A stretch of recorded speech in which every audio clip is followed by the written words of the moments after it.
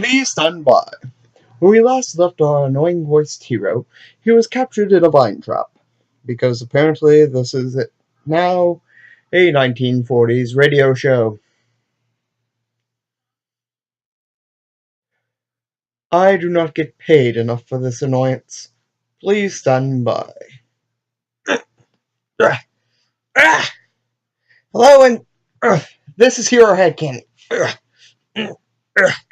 In reality, it's actually what I would do.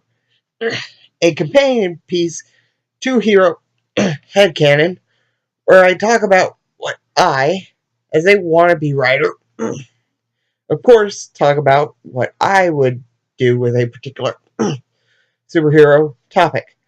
This is a follow-up, hence the dramatic narration at the beginning.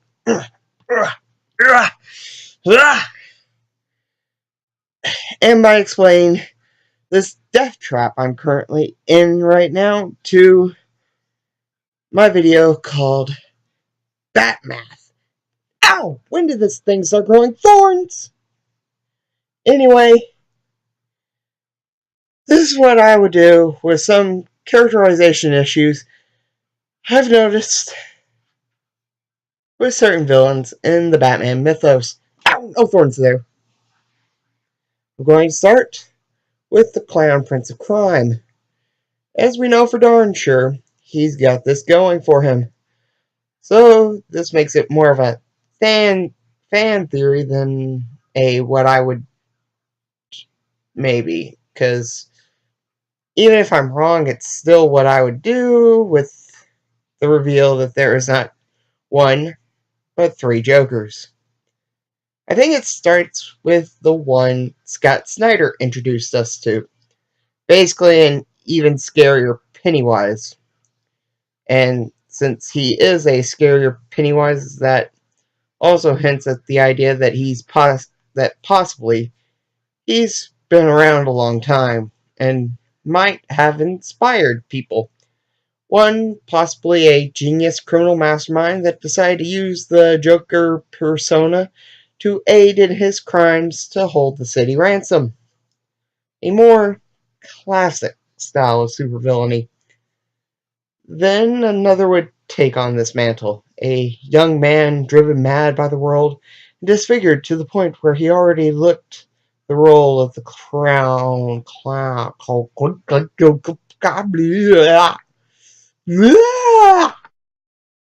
Please stand by.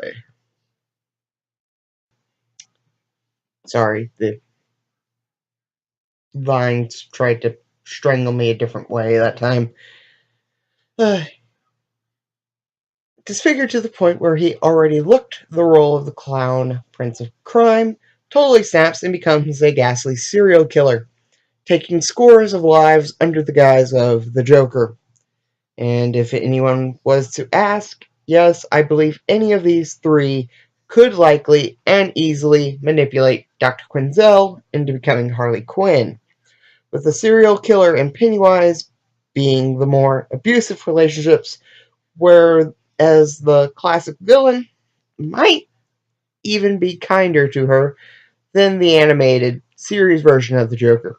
Possibly the only way we would want to see Harley with the Joker. Because domestic abuse is not cool. And even if you are a villain, that kind of thing should be beneath you. As a film version of the Joker once said, "This city deserves a better class of criminal." Great. Vines are tightening up again. Nextly, I'm going to do the two easy ones, Catwoman and Penguin. Because as I said in the headcanon video, the main characterization issues seem to only stem from outside entertainment like the movies, TV shows, and so on and so forth. But I would still at least like to hang a lamp on the fact that they do exist.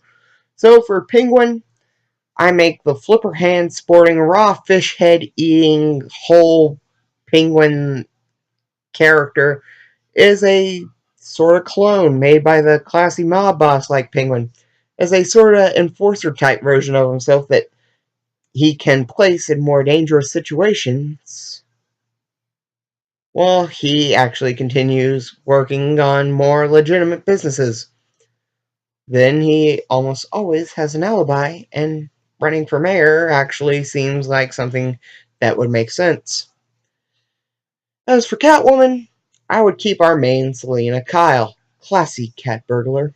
If she had gone with a pig theme, would that make her a ham burglar? Ow! Don't care how many times you poke me with your thorns, a true pun master never surrenders! Ah! Ah! Anyway, I would keep her, and then also introduce another Catwoman. For right now, let's call her Eartha Berry. Named after, of course, two other famous Catwoman actresses, Eartha Kitt, and Woman That Deserves a Better Movie Than Kidnap, Halle Berry, who, after one night as a secretary, is killed by her boss. But thanks to cat magic, me personally, I like artifacts, but I also like the Nine Lives thing from the Burton movie, so because she was wearing a magical amulet that summons cats that literally breathe new life into her, Eartha Berry discovers that she has other metahuman powers, mostly since smell flexes basic powers that you expect cat characters to have if you're giving them powers, but not bad luck. Well, the other cat-like powers I mentioned are a dime a dozen for cat-themed characters. Bad luck is so cliche and it's a little too hard to actually work in. I actually kind of liked how Ruby in Volume 4 handled bad luck powers with their character Crow, and sort of how Miraculous Ladybug's doing it with Cat Noir. But again, it's a little too subtle, and again, you expect it from, oh, it's a black cat, get it? Oh, oh. Too subtle of a power set and too cliche.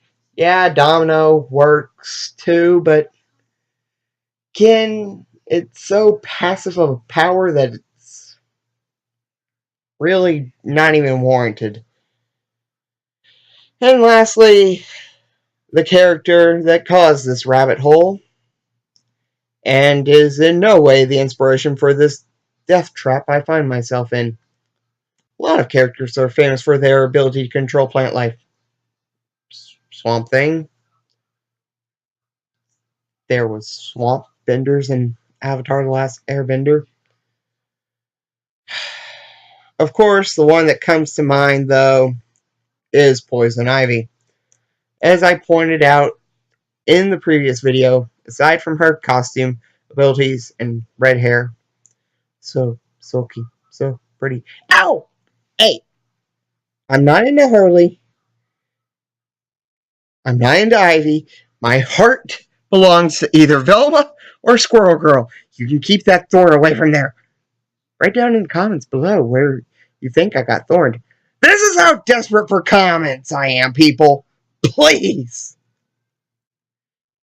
Anyway, I think there is, like for Penguin and Catwoman, 2 Ivies. I was initially thinking 3 Pamela Isleys might exist, but then I remembered something that is sometimes sadly forgotten in comics: characterization and character growth. So, for Ivy, there are 2 Pamela Isleys. And I will now refer to one as Pamela Isley, and one I will simply refer to as Red. Pam was an environmental activist.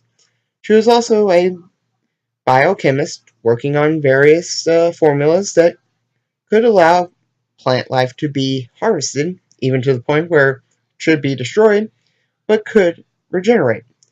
So maybe the logging industry could harvest nearly a whole forest But within a year or so, the trees would be returned from the stumps that they once were. Because while she loves plant life, she realizes she is a human. And while human life can coexist with plant life, for life there must be death. This asexual woman seemed to be on the verge of a breakthrough until some logger she was protesting broke into her treehouse home. They toss her to the ground below and dump all of her chemicals onto her presumed dead body. But little did they know they had given birth to one of Earth's greatest eco warriors. Sorry, Captain Planet, but stop you, all I have to do is steal one ring from a child. Heart. When the men had returned the next morning to try chopping the trees that Pamela once called home down, because of course they couldn't have just burnt it down. There was no profit in that. Anyway, when they returned, they found that Isley's body had been dragged away. Perhaps an animal had taken her, they think, to comfort themselves. Then, without warning, it begins. Vines, much like the ones I currently find myself ensnared in now. The woodsmen are frantically flung around by the frenzied, freaky foliage. They then find themselves face to face with the foe that fought ferociously, fanatically, to frighten their feeble forms into a frantic state. Pamela. The lumberjacks barely managed to flee from the red-headed woman's fury. After venting the rage, the woman formerly known as Dr. Isley has herself a true let-it-go moment. Cue that Idina Menzel! The dew falls right on the petals tonight. Not a one bite to be seen. A kingdom of forestation, and it looks like I'm the queen. The leaves are swirling like this chlorophyll inside. Couldn't keep it in, Eden knows I tried. Don't let them trim, don't let them preen. Be the green you always have to be. Conceal, don't feel, don't overgrow. Well, now I've grown. Let it grow, let it grow. Can't cut it down anymore. Let it grow, let it grow. Turn away unless it's green.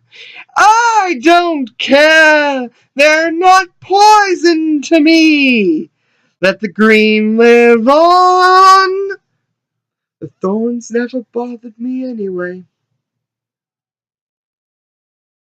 Sorry, I couldn't resist.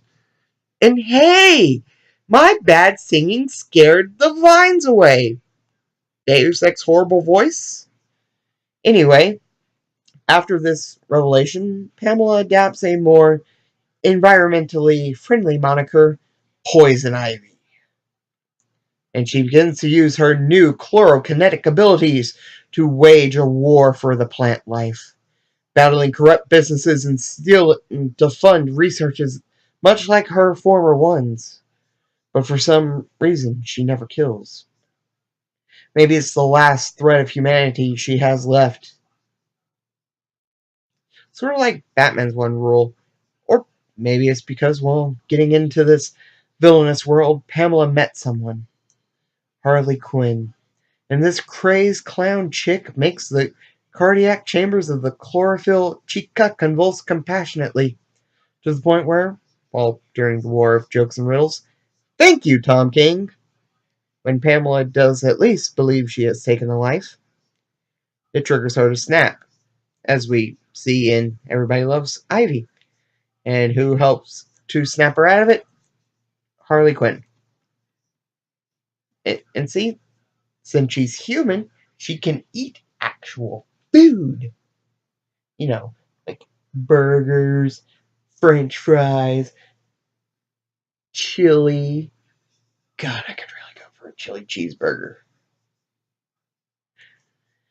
But enough about flesh and blood that will always care for the meat than it truly will for the green.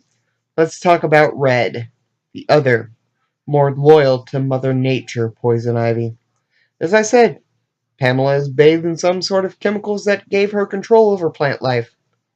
Those same chemicals also leaked into the ground, into the plant life itself, into the green. And born from this was a new warrior of the green, similar to Swamp Thing, except this new warrior was no longer willing to defend the human life as well. This was a new form of plant life, and while it took the form of a woman with red hair, green skin, and use of photosynthesis, it's evidence this is not a woman at all, just an agent of the green, and it will do what is needed to make sure that green reigns supreme, even destroy humans that actually battle to protect it and their clown girlfriends. But with those minds gone, I hope, I think that is it for today's video. Again, I don't need likes or subscribes, maybe a share, but I really just want to hear your thoughts.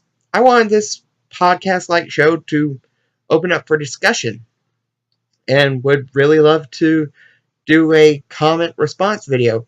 So please start commenting. Would love to at least get my first. But with that out of the way, for Hero Headcanon, this is Josh Redburn reminding you that everyone is a hero in their own head.